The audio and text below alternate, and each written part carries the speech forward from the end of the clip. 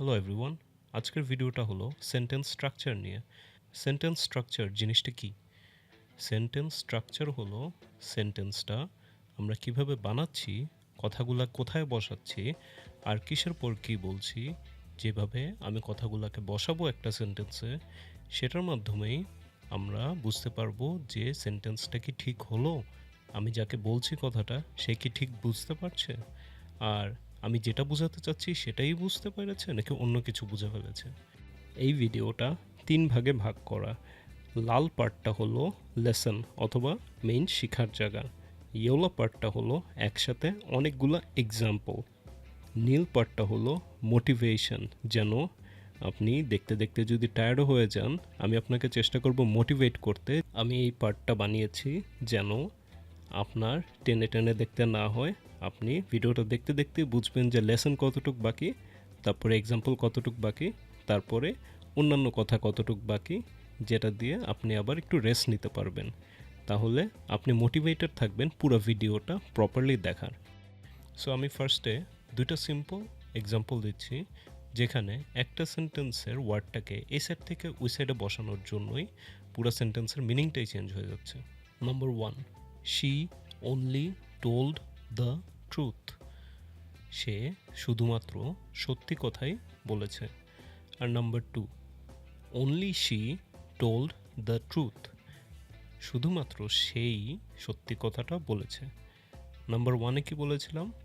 She only told the truth. সে শুধুমাত্র সত্যি কথা বলেছে, সত্যি ছাড়া আর কিছু বলেনি। No lie, only truth. আর এখানে বোঝা যাচ্ছে যে একজনের কথাই বলছে। কিন্তু সেকেন্ড এক্সাম্পলটায় দেখা যাচ্ছে only she told the truth.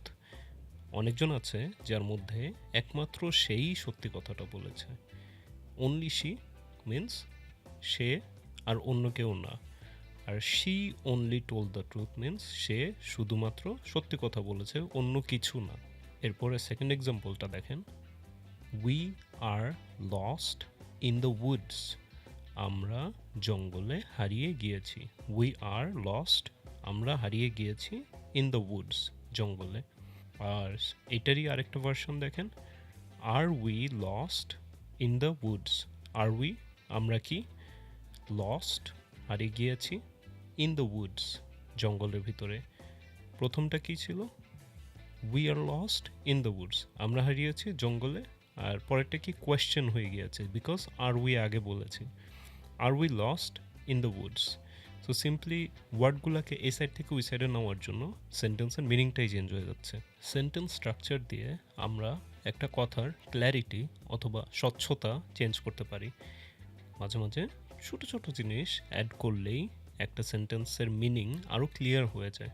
Passively যদি বলি, running late, the homework was not finished. দেরি হয়ে যাচ্ছিল, হোমওয়ার্ক শেষ হয়নি।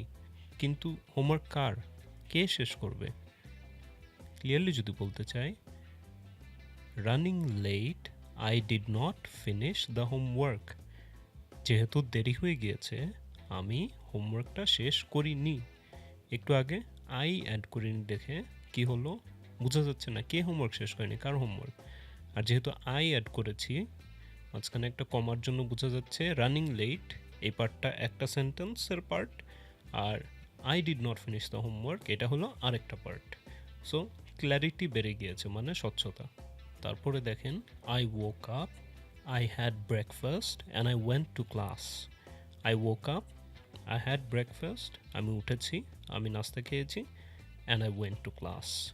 তিনটা জিনিস টেকনিক্যালি তো সত্যি, এই তিনটা জিনিস করেছেন, বাট এই সেন্টেন্সটার মধ্যে কিন্তু বোঝা যাচ্ছে না যে সিরিয়ালটা কি। এই জিনিসটাই যদি আরও ক্লিয়ারলি বলতে চাই তখন কিভাবে বলবো? After I woke up, I had breakfast and then I went to class.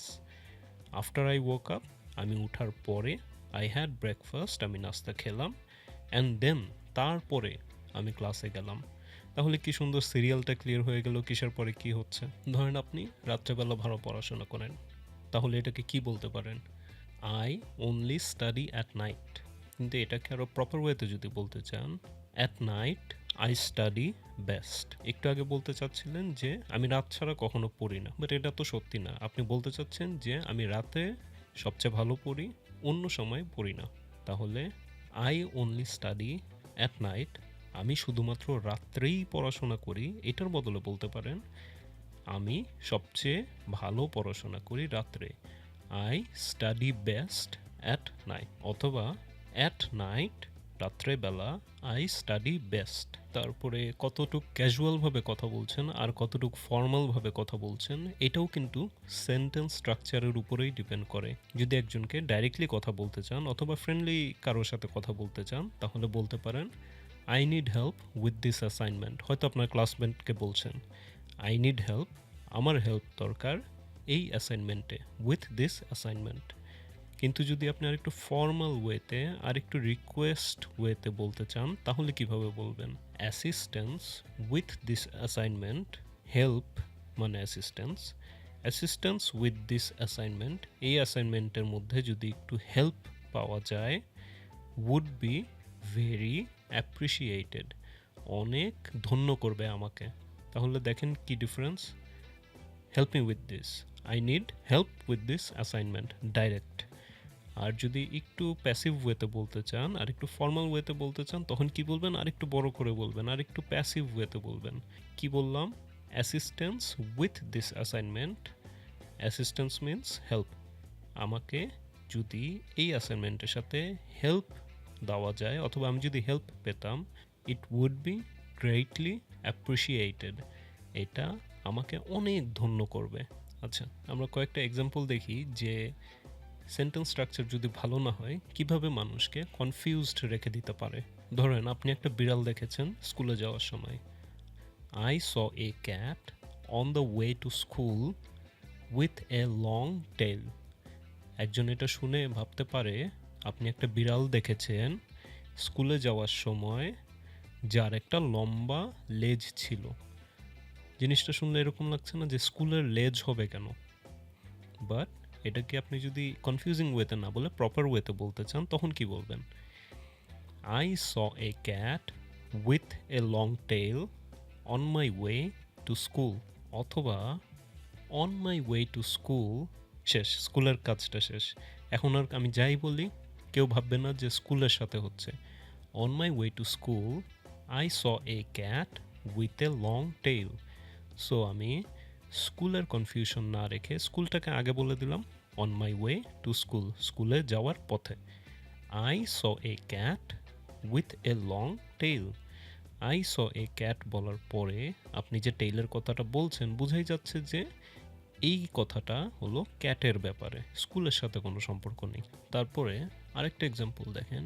She served sandwiches to the students on paper plates.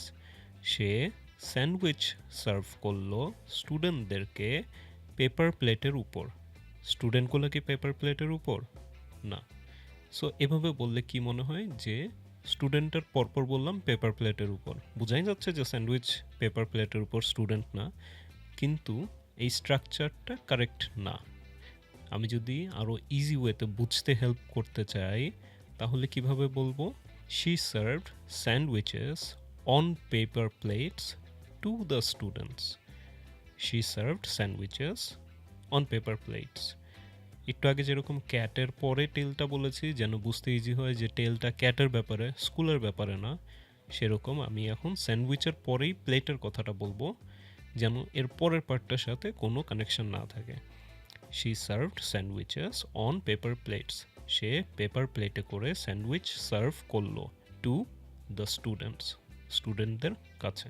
Confusion এড়াতে আপনার প্রপারলি যে ডিটেলগুলো একসাথে যায় ওগুলাকে মিলিয়ে মিলিয়ে বলাটা বেস্ট। নেক্সট টাইম যখন একটা সেন্টেন্স বলবেন তখন আপনার মনের মধ্যে কি আছে সেটা প্রপারলি আরেকজনকে বোঝানোর জন্য আপনার কাছে যেই জায়গাটা গল্পের মধ্যে ইম্পর্ট্যান্ট ওই জায়গাটাকে বেশি জোর দিতে হবে। এই জোরের নাম হলো এমফেসিস, মানে একটা জায়গায় বেশি জোর দেওয়া অথবা চোখ আকৃষ্ট করা অথবা কান আকৃষ্ট করা। আমি চাই যে এই ডিটেলটা অন্যগুলোর থেকে একটু বেশি নোটিস করেন। ধরেন আপনি একটা বুক পছন্দ করেন, this book is interesting and I like reading ইট। এখন আপনি কোন জায়গায় এমফাসিসটা দিতে চাচ্ছেন। হতে পারে বুকের উপরে, হতে পারে এটা কতটুকু ইন্টারেস্টিং সেটার উপরে, অথবা হতে পারে আপনি যে পছন্দ করেন বইটা সেইটার উপরে। তাহলে ধরেন আমরা এখন চিন্তা করছি যে বুকটা আমি কতটুকু পছন্দ করি সেইটার উপরে সবচেয়ে বেশি জোর দিব। এই সেন্টেন্সটা এইভাবে বলতে পারি যে I love reading this book because it's so interesting. I like এর বদলে কি বলে ফেললাম? I love. ফার্স্টেই ইম্পর্টেন্ট পার্টটা, I love reading this book because it's so interesting. I love reading this book. আমি বইটা পড়তে ভালোবাসি বিকজ, কারণ এটা কতটুক ইন্টারেস্টিং সেই জন্য। একটা সেন্টেন্সের যেই স্ট্রাকচার আছে, স্ট্রাকচার কি দিয়ে বানানো? সেন্টেন্সের পার্ট দিয়ে বানানো। এই পার্টগুলা কয়েক রকমের হয়। এই পার্টগুলোই আমরা কিভাবে অ্যারেঞ্জ করি সেটাই এই সেন্টেন্সকে মিনিং দেয়। এই সেন্টেন্সের পার্টগুলোকে কম বেশি সামনে পিছে এরকম অ্যারেঞ্জ করলে আমরা সেন্টেন্সের মিনিংটাকে আরও উন্নত করতে পারি, আরেকজনকে এমনভাবে গুছিয়ে দিতে পারি যেন আমার মুখ থেকে বের হওয়ার পরে তার কান পর্যন্ত গেলে তার বেশি একটা ব্রেন খাটানো লাগবে না, শুনলেই বুঝতে পারবে যে আমি আসলে মন থেকে কী বোঝাতে চাচ্ছি। এই পার্টগুলো কি কি? Number 1, subject. সাবজেক্ট হলো কিসের ব্যাপারে এই সেন্টেন্সটা, আমি যে কথা বলছি এইখানে মেইন ক্যারেক্টারটা কি, সেন্টেন্সের মধ্যে সাবজেক্ট কি, এটার উপরেই কিন্তু অনেক কিছু ডিপেন্ড করে। সাবজেক্টের উপরে ডিপেন্ড করবে সিঙ্গুলার নাকি প্লুরাল, কাউন্টেবল নাকি কাউন্টেবল না, হি শি দেম, এইসব জিনিস। সো আমরা দেখি যে একটা সিম্পল এক্সাম্পলে সেন্টেন্সের মধ্যে সাবজেক্ট কোনটা? The cat sleeps all day. বিড়ালটা সারাদিন ঘুমায়। এই সেন্টেন্সের মধ্যে একটু চিন্তা করে দেখেন তো সাবজেক্টটা কি, দ্য ক্যাট নাকি দ্য ডে নাকি স্লিপিং? স্লিপিং হলো একটা ভার্ব, একটা কাজ, তাহলে এটা তো সাবজেক্ট না। The cat sleeps all day, the ডেও তো কিন্তু সাবজেক্ট না, বুঝাই যাচ্ছে। তাহলে কি বাকি থাকে? ক্যাট। দ্য ক্যাট বিড়ালটা ঘুমায়, স্লিপস অল ডে সারা দিন। এখানে ক্যাটই হলো সাবজেক্ট। প্রেডিকেট অথবা কি করছে, সাবজেক্টটা ব্যাপারে আমি কি বললাম, সে কি করছে। প্রেডিকেট হলো এই এক্সাম্পলটাই যদি চিন্তা করি, দ্য ক্যাট স্লিপস, স্লিপস হলো প্রেডিকেট, কি করছে, সাবজেক্টের ব্যাপারে আমি কি বললাম। তাহলে সাবজেক্ট আর কাজ, সাবজেক্ট কি করছে, তাহলে অবজেক্ট যেই থার্ড পার্টটা, এটা কি? অবজেক্ট হলো যে রিসিভ করছে। ধরেন শি ইটস পিৎজা, তিনটাই ওয়ার্ড আর খুবই সিম্পলভাবে ভাগ করা যায়। শি একজনের ব্যাপারে কথা বলছি, সে সাবজেক্ট। ইটস এটা হলো ভার্ব অথবা প্রেডিকেট, কি করছে, তাহলে কি বাকি থাকে? পিৎজা, যাকে করছে অথবা যেই জিনিসটাকে করছে। She eats pizza. She the subject, করছিল কি? ইট করছিল। দ্য অবজেক্ট, অবজেক্টটা কি? পিৎজা। কমপ্লিমেন্ট একটা জিনিস যেটা সাবজেক্ট অথবা প্রেডিকেটকে, অথবা সাবজেক্ট যার ব্যাপারে কথা বলছি, অথবা যা করছে সেই সাবজেক্টটা, এটার মধ্যে আরও এক্সট্রা মিনিং ঢোকাতে পারে। একটু আগে বলেছিলাম the cat sleeps all day, এখন যদি আমি একটু এক্সট্রা মিনিং অ্যাড করতে চাই এখানে, the cat slips happily all day. The cat the subject কি করে? স্লিপ করে, কিন্তু কিভাবে স্লিপ করে? হ্যাপিলি। সো এটা হলো একটা কমপ্লিমেন্ট, মানে অ্যাডিশনাল, অ্যাডিশনাল মিনিং দিচ্ছে এই কথাটা বলে যে হ্যাপিলি স্লিপ করছে। কয়েকটা একদম সিম্পল বেসিক স্ট্রাকচার আমরা দেখি। Subject and verb. Birds fly, bird subject and fly হলো কি? কাজ, প্রেডিকেট। তারপরে subject verb object. She loves chocolate, she হলো সাবজেক্ট, কাজ করছে, লাভ করছে, চকলেটকে object. She loves chocolate. Subject verb object. Subject verb complement, এটা কি হতে পারে? She sleeps happily, the sky is blue. একটা সেন্টেন্সের মধ্যে সাবজেক্ট আসলে কোনটা এটা বের করার উপায় কি? হ্যাঁ, অ্যাকচুয়ালি অনেক সময় হয় যে সাবজেক্টটা কি এটাই বুঝতে পারছি না। তখন আমরা কি করব? ফার্স্টে আমরা বের করব যে এখানে কোনো ভার্ব আছে নাকি, আর ভার্বটা কোনটা। লেটস সে, ধরেন আমরা বলি দ্য প্রফেসর টিচার্স ম্যাথ। প্রফেসরটা কি শিখায়? ম্যাথ শিখায়। দ্য প্রফেসর শিখায় ম্যাথ। এখানে টিচিংটাই তো একটা কাজ, সো ভার্ব চলে গেল টিচার্স। আর কি বাকি থাকে? প্রফেসর আর ম্যাথ।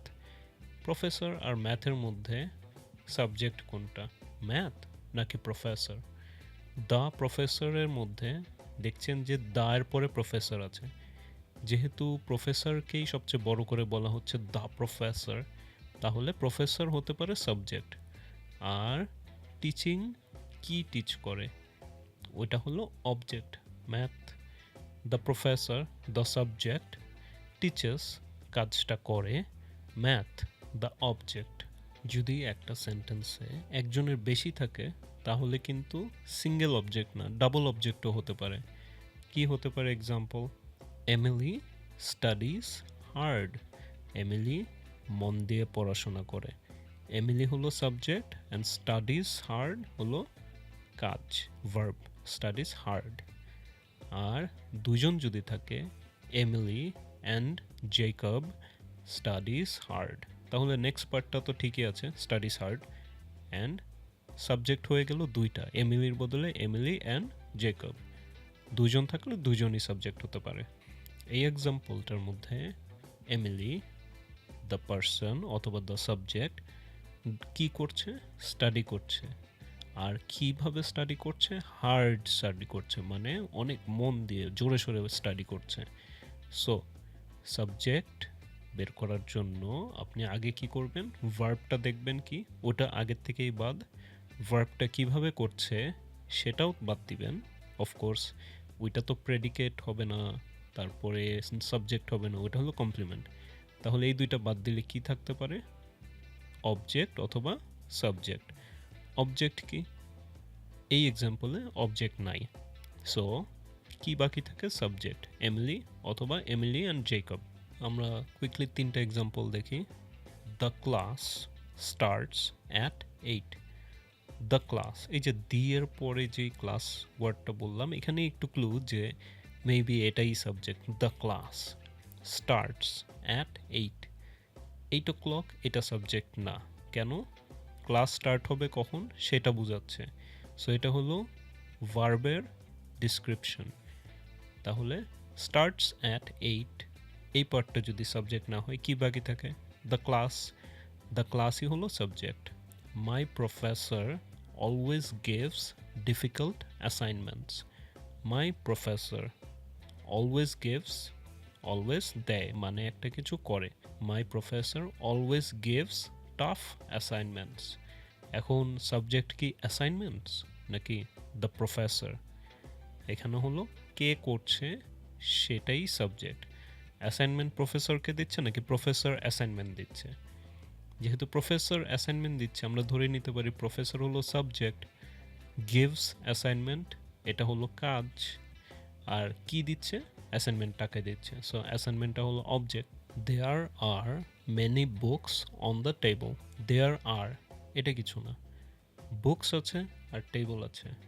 টেবিলের উপরে বুকস আছে নাকি বুকসের উপর টেবল আছে? দুইটাই তো একটা জিনিস। সো এখানে তো প্রফেসরের মতন এত ক্লিয়ার না যে কে সাবজেক্ট। সো যেহেতু দুইটাই জিনিস আমরা এটাকে ভাগ করি। বুকস আছে টেবিলের উপরে, এভাবে যেহেতু বলেছি আমরা ধরতেই পারি যে ইম্পর্টেন্সটা দিচ্ছি বুকসের ব্যাপারে, not table. There are many books, এতটুকু একটা পার্ট। অনেকগুলো বুক আছে, কিন্তু কোথায় আছে সেটা হলো টেবিলের উপরে। লোকেশন বোঝানোর জন্য টেবিলের কথা বললাম, কিন্তু মেইন পার্ট কি? দ্য বুকস, এটাই সাবজেক্ট। আমরা এতক্ষণ সাবজেক্টটাকে আইডেন্টিফাই করলাম, কিন্তু তো এটা যদি ইজি না লাগে তাহলে আমরা ভার্বটাকে বা কাজটাকে কিভাবে কুইকলি বুঝতে পারবো কোথায় আছে? So first of all, verb মানে কি? কাজ। কাজ মানে কি? কিছু একটা যেটা করতে হয়, এটা কারোর নাম না, এটা কোনো অবজেক্ট না, এটা কি একটা অ্যাক্টিভিটি, একটা ক্রিয়া। ভার্ব বেসিকলি দুই রকমের হতে পারে। একটা হলো একটা কাজ, যেটা খুব clear, eating, playing, sitting, doing this, doing that, এই টাইপের কাজ। আর আরেকটা হতে পারে কি অবস্থায় আছি, ইজ, আর, এগুলা হলো ভার্ব। ইজ তো কিছু করার জিনিস না, সো এটা কিভাবে ভার্ব হয়? ইংলিশে ইজ, আর, এগুলাকে ভার্ব হিসাবেই ধরা হয়। ধরেন I was at the table, আমি টেবিলে কি করছিলাম? ছিলাম, কিছু না কিছু তো করছিলাম, বাট আমি যে ছিলাম এটাতেই একটা ভার্ব কাউন্ট হয়। আই, আমি, দ্য সাবজেক্ট, ওয়াজ, করছিলাম, জাস্ট ছিলাম, অ্যাট দ্য টেবল, টেবিলে। সো আমি ওয়াজটা মানে আমি ছিলামটা কোথায়? টেবিলে। এখানে আমি হলাম সাবজেক্ট, ওয়াজ হলো ভার্ব। He is playing. আপনি একটা সেন্টেন্স পড়ার পরে জিজ্ঞেস করতে পারেন, আচ্ছা এটা হলো সাবজেক্ট, বাট সাবজেক্টটা করছে কি? এটাই অ্যান্সার করবে যে ভার্বটা কোথায়। আমরা কয়েকটা এক্সাম্পল দেখি যেখানে ভার্বটাকে আমি এখন বুঝিয়ে দিব। The teacher explains the lesson. The teacher, the subject, explains, the verb, the lesson, the object. The teacher explain করছে পড়াটাকে। The teacher explains the lesson. Explain করাটা একটা কাজ, সো এক্সপ্লেইন হবে verb. The students write notes on their notebook. The students হলো subject, writes notes, লেখছে notes, on the notebook the object. Subject, কাজ, object. The students write their notes on the notebook. Sarah studies in the library. Sarah, the subject, কি করছে? Studies, কোথায় করছে? In the library. So লাইব্রেরিও verb না, Sara নেমটাও verb না, verb কি? Studies. Sara studies in the library, Sara পড়ছে অথবা পড়ে in the library. My friend forgot his homework. আমার ফ্রেন্ড ফরগট ভুলে গিয়েছে, হিজ হোমওয়ার্ক দ্য অবজেক্ট। আমার ফ্রেন্ড সাবজেক্ট, কি করেছে? ভুলে গিয়েছে। কি ভুলে গিয়েছে? The object, homework. My friend forgot his homework. আমার সাবজেক্টটা ভুলে গিয়েছে তার অবজেক্টটাকে আনতে। The class starts at 9। ক্লাসটা শুরু হচ্ছে 9টায়। ক্লাস, দ্য সাবজেক্ট, শুরু হচ্ছে, দ্য ভার্ব, কয়টায়? 9টায়। সাবজেক্টটা শুরু হচ্ছে ভার্ব হিসাবে 9টার সময়। The text book contains useful information. The text বুক, এটা হলো সাবজেক্ট, কন্টেইনস, এটার ভিতরে আছে, এটার ভিতরে রাখে, the useful informations. The text book, সাবজেক্টটা নিজের ভিতরে রাখে, contains the useful information, important ইনফরমেশনগুলোকে। Our group will present tomorrow.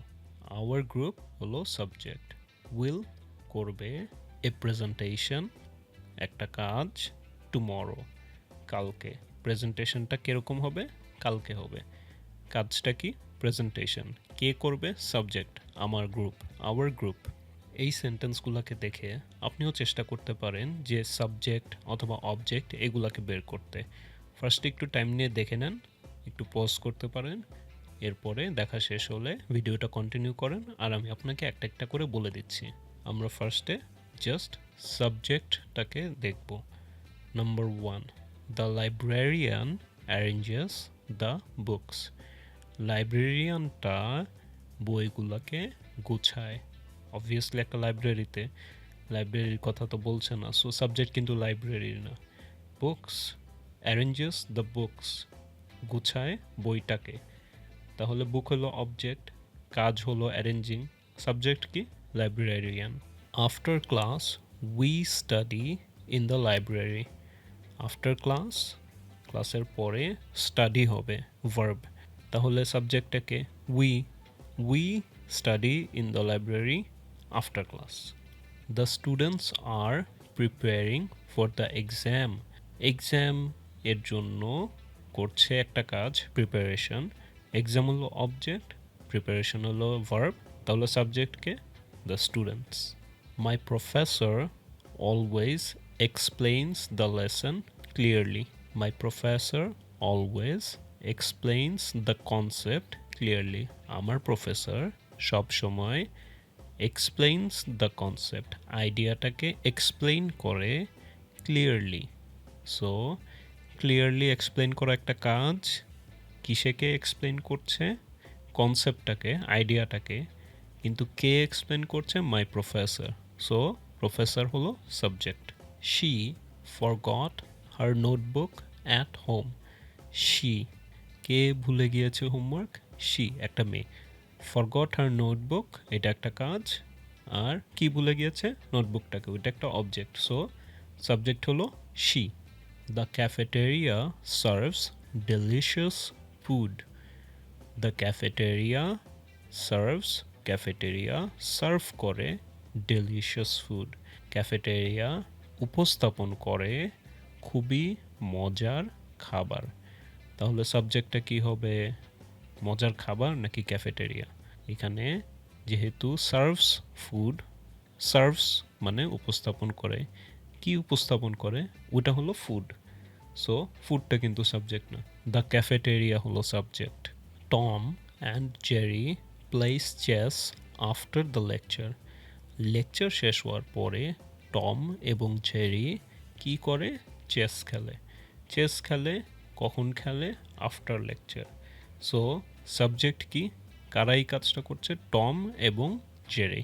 The classroom door suddenly slammed shut, the classroom door কি, ডোর কি হয়েছে, স্ল্যাম শাট ধাপ করে লেগে গিয়েছে, সাডেনলি হঠাৎ করে, হঠাৎ করে কি লেগে গিয়েছে, দ্য ক্লাসরুম ডোর, এখানে কি মনে হয় সাবজেক্ট কি, ক্লাসরুম, লেগে যাওয়া নাকি ডোর?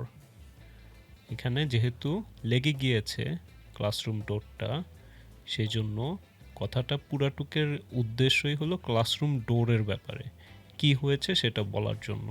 আপনার সাথে কি এরকম কখনো হয়নি যে আপনি একটা জিনিস বলতে চাচ্ছেন অথবা লিখেছেন, কিন্তু আপনি যেই জিনিসটা বোঝাতে চেয়েছেন সেটার বদলে মানুষ অন্য কিছু বুঝেছে?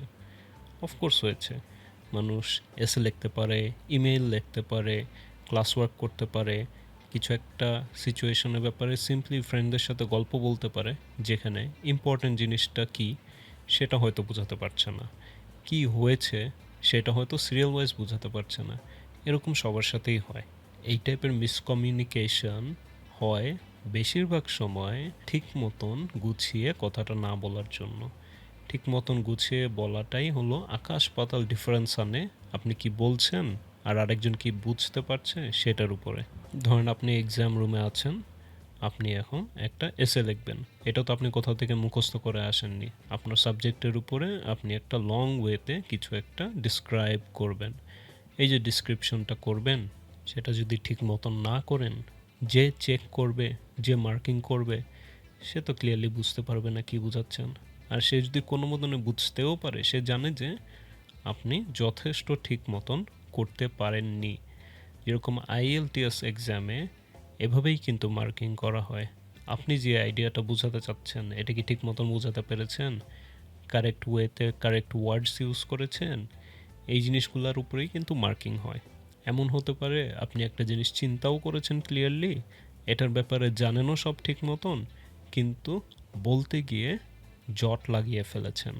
একটা ভালো মতন স্ট্রাকচার করা সেন্টেন্স, ভালো মতন বানানো সেন্টেন্স যদি প্রপার ওয়েতে আপনি বলেন, তাহলে কম কথায় ফুল মিনিংটা ক্লিয়ারলি বোঝাতে পারবেন। হাবিজাবি ওয়ার্ডস ইউজ হবে না, আর বেশি ওয়ার্ডস ইউজ করতেও হবে না ক্লিয়ারলি একটা সিম্পল জিনিসকে বোঝাতে। আপনি ওয়ার্ল্ডের সব টপ সায়েন্টিস্টদেরকে দেখেন, তারা যখন একটা কনফারেন্সে যায়, কিছু একটা ভাষণ দেয়, সবচেয়ে ইন্টেলিজেন্ট মানুষই কিন্তু সবচেয়ে সিম্পল ওয়েতে সবচেয়ে ডিফিকাল্ট জিনিস বোঝাতে পারে। এটাই হলো সেন্টেন্স স্ট্রাকচারের পাওয়ার। একটা আইডিয়াকে সবচেয়ে সিম্পল ওয়েতে যদি অথবা সবচেয়ে ক্লিয়ার ওয়েতে যদি আপনি বুঝাতে পারেন, তাহলে শুধুমাত্র যারা আপনার লেভেলে তারাই যে বুঝবে তা কিন্তু না।